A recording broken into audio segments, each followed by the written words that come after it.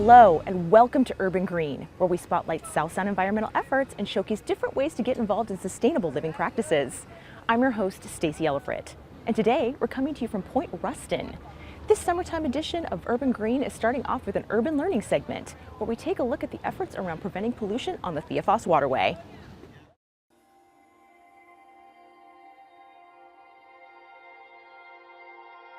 You wouldn't know it now, but the shimmering blue waters of the Thea Foss were once covered in oil sheens and coal tar deposits.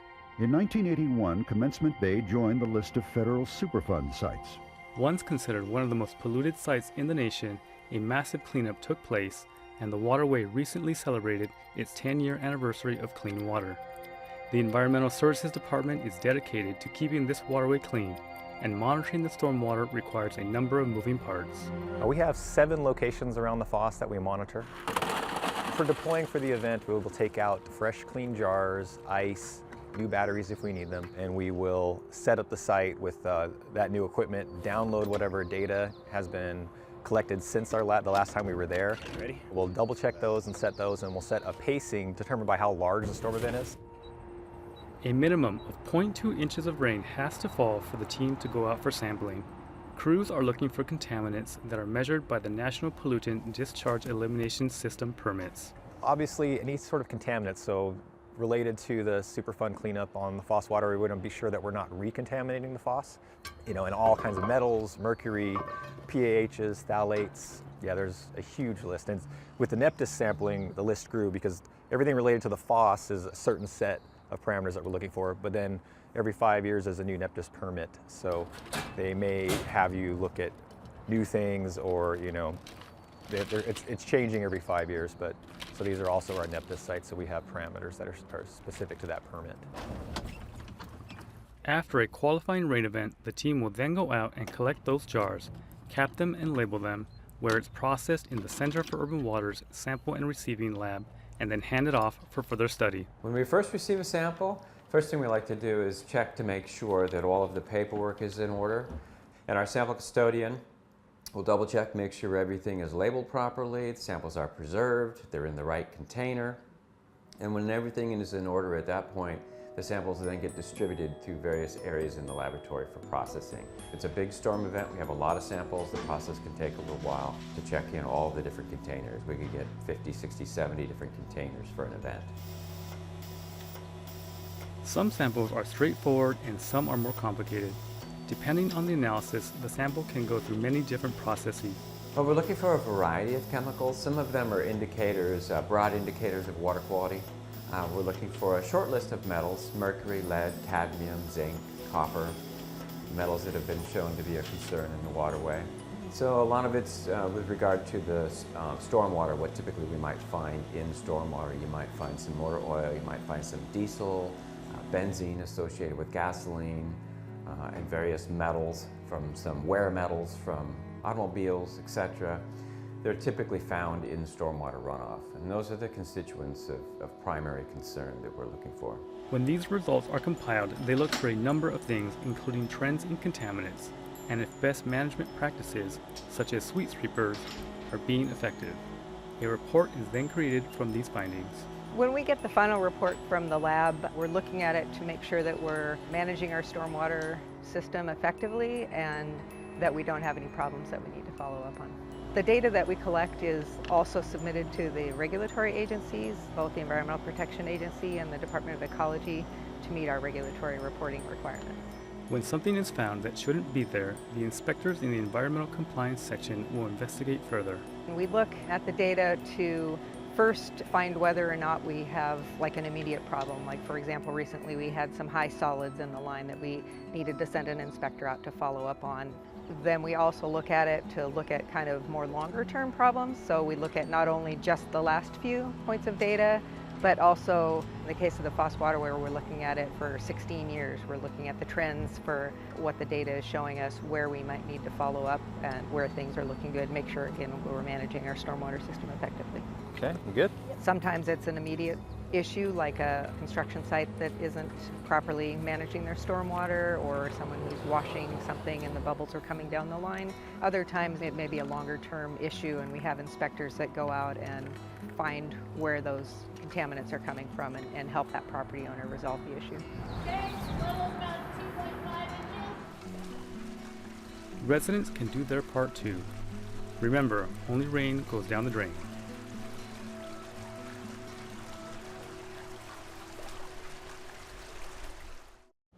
To find out more about the Thea Foss Waterway cleanup and how to prevent stormwater pollution, visit the city site. Up next is the Urban Tabletop segment that takes us to a local ice cream maker with a commitment to using natural ingredients.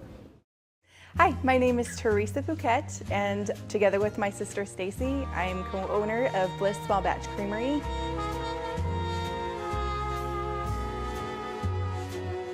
Today we would like to show you how to make a blueberry pie ice cream. This is something that you can make at home, a little Cuisinart or whatever brand you might have at home. The ingredients that go into making ice cream are actually very simple.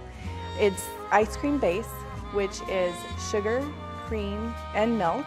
We are going to be using a blueberry compote. This could be a blueberry jelly. This could be something that you mix together on the stove with some sugar. So we're going to add the blueberry compote to the ice cream mix, and then just stir that together. And again, this is cream, sugar, and milk to start with, and then we're adding our flavor to that. And vanilla always adds, it actually draws out other flavors and enhances other flavors. So we always want to use just a little bit of vanilla, and just add 1 teaspoon of vanilla to the mixture. And then I'll mix that up. And really that's all there is to our ice cream base. And we're going to add it to the machine. And this machine has a barrel to it, which is frozen. You keep it in your freezer, and it's gel filled. And while this goes round and round, it's going to be scraping the sides and freezing up our mixture as we go. Beautiful purple color. Put the lid on and then turn on the machine. So now we're going to wait for about 20 minutes. You'll know when it's getting frozen just by how thick it is.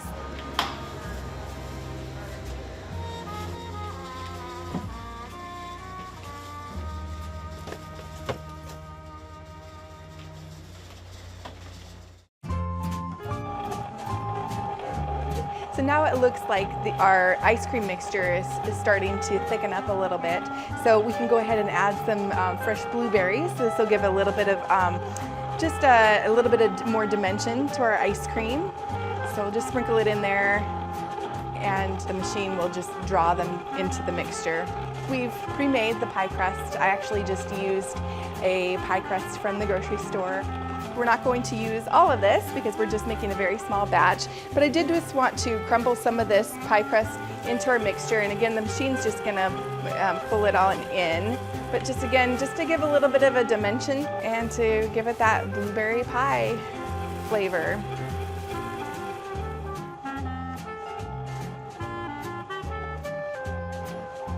So our ice cream's just about finished. You can tell when it's it looks pretty thick. You can tell it comes out like soft serve when you first take it out of the machine. The ideal thing to do from here would be to transfer it to another container and put it in your freezer so that it can hard freeze. Ice cream does bloom, so that while the flavor will be actually really good just coming out of here, it's going to be even better after it's had some time just to sit and freeze up hard in the machine. So go ahead and turn this off. There we go. And this color is just beautiful.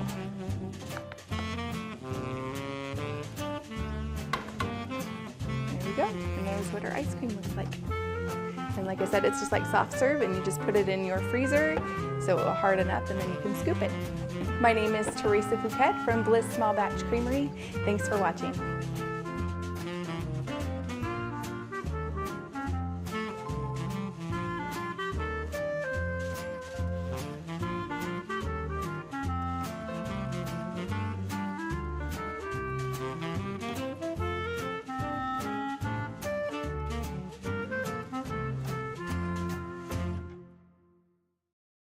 You can track the Bliss Tricycle at local farmers markets throughout the summer.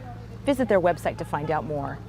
After the break, we'll take a ride on a trolley that brings visitors to fine dining, entertainment, and recreation from downtown to Defiance. But first, the Urban Quick Tip will illustrate a non-toxic way to remove rust from tools that you'll want to use this summer.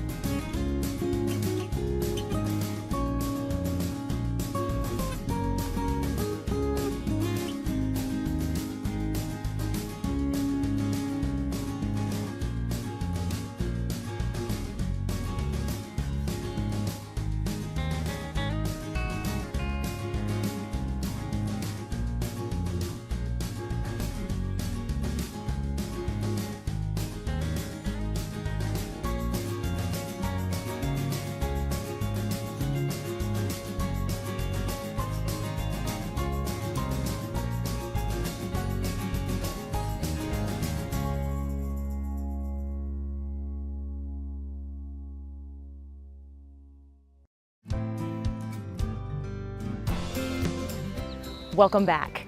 Now, we're about to embark on a trolley that's designed to get summer travelers from downtown Tacoma all the way to Point Defiance and destinations in between.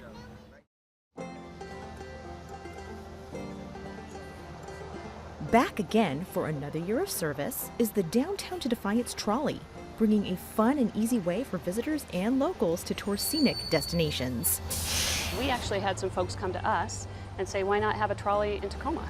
Because you've got downtown, you've got Ruston Way, you've got Point Defiance, and those things are kind of disjointed a little bit, especially if you're here from out of town.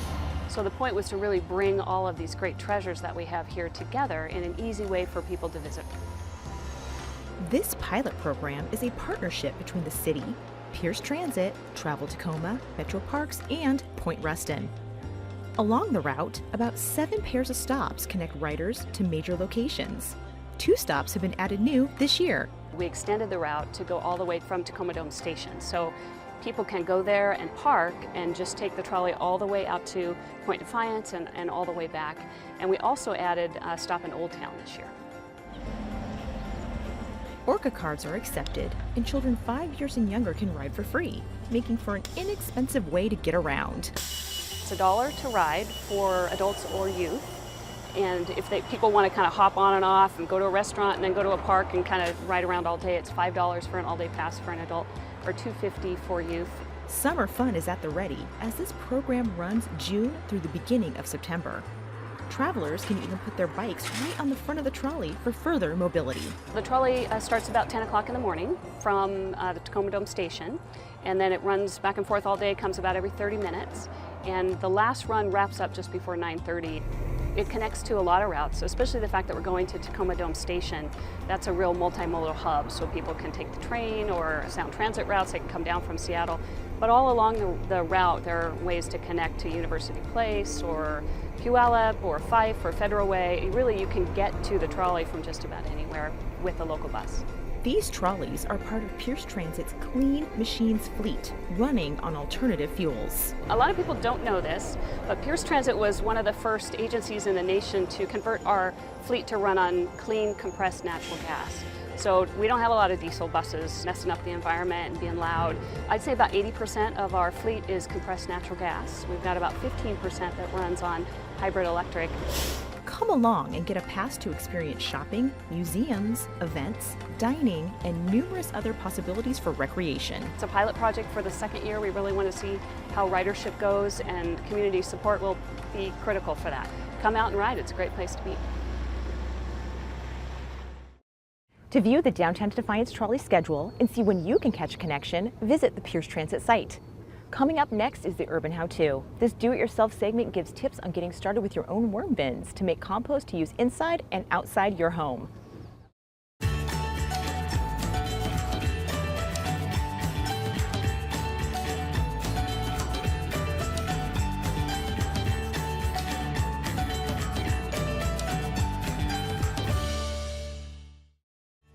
Today, we're going to be showing you how to build a worm bin. I brought a few pieces of equipment along so that we can get started with our worm bin. One of the pieces of equipment that you will need is going to be a home for them. It could be a simple Rubbermaid container, which you can pick up at a lot of hardware stores. If you're going to use a Rubbermaid container, you're going to need to make sure that you don't get one that's too big. One of these 7-gallon ones or around 10-gallon ones is perfect for the size of it. You also want to make sure you drill a series of holes, not just on one side, but on both sides. You'll also need some paper, and you're going to want to shred that. Before you put it in the bin, you're going to want to soak it. You don't want to put it in there dripping wet. You want to wring it out a little bit before you put it in there. You want to have about 6 inches of bedding material in there. And once you have that, you're about ready to start with the worms. When we're building a worm bin, we're not talking about just any worm. We're talking about red wigglers. So don't go looking for night crawlers or earthworms to use, very specifically red wigglers. They work best for us because they like to live and work at the surface of the soil, not deep down below. So in our shallow worm bins, these are going to be the best guys to work for us. And when you get your worms, you're going to go ahead and add them as one big unit in a spot in the center of your worm bin.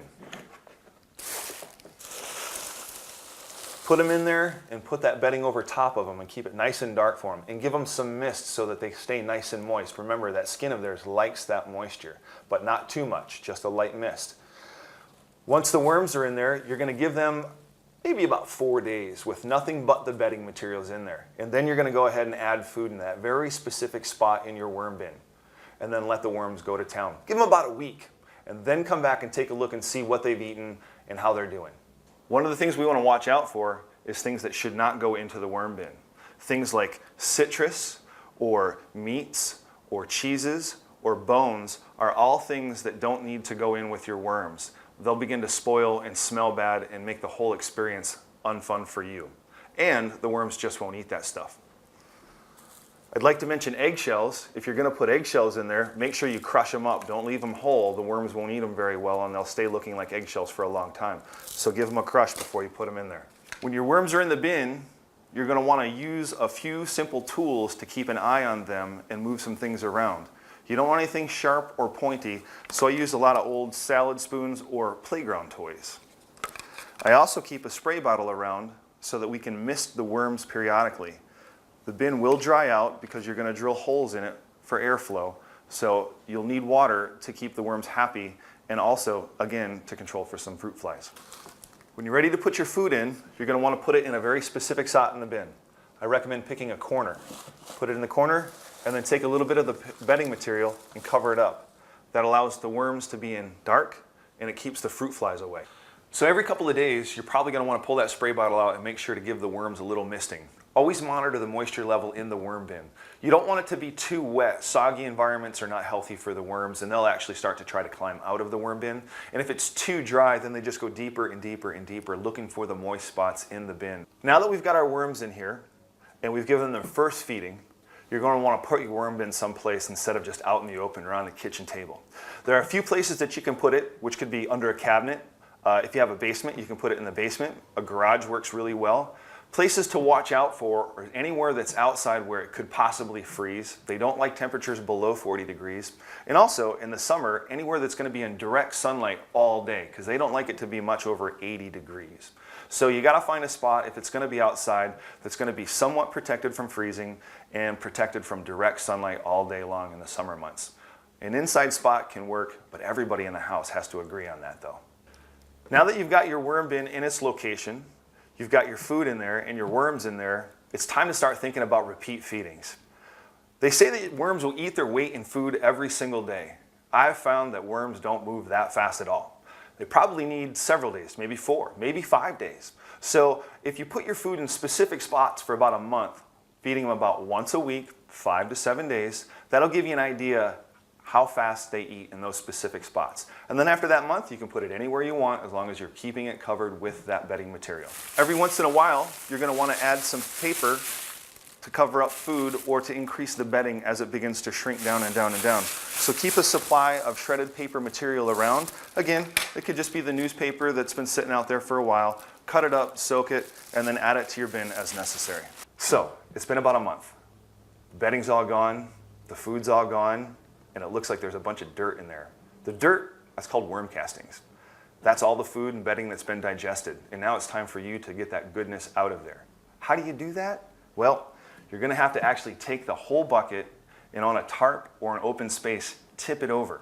Then what you can do is shine a light on that pile of worms. And what it does is it drives the worms down into the center of the pile. And then you can go ahead and get a pair of rubber gloves or your soft non-pointed tools, and you can begin to separate that worm dirt, those castings, off of the worms until you get all the way down to the point where it's just a big pile of worms, similar to what we have going on here. Once we've gathered our worms from their castings and we're ready to use the castings, we have these worms that are ready to go back into their container and start the whole process all over again. So you're going to want to fill that bedding back up to that 6-inch layer, make sure the moisture is just right, go ahead and put your worms in there. This time you probably don't need to wait a few days. Go ahead and put some food in right away for them. They're already an eating machine and ready to go. And then so long as you're always making sure that you're getting worms back into the bin, you probably can repeat this cycle for a long time. How many years? I don't know. If the worms are happy enough, they'll always grow a new generation inside that bin all on their own. These how-tos were created in partnership with the EnviroHouse Free Workshop Series, designed to support healthy, sustainable homes and gardens. For a full listing of workshops or to visit the EnviroHouse, check out the city site. Thanks for joining us for this edition of Urban Green. I'm Stacey Ellifrit, leaving you with more ways to engage in sustainable practices that are right for your lifestyle.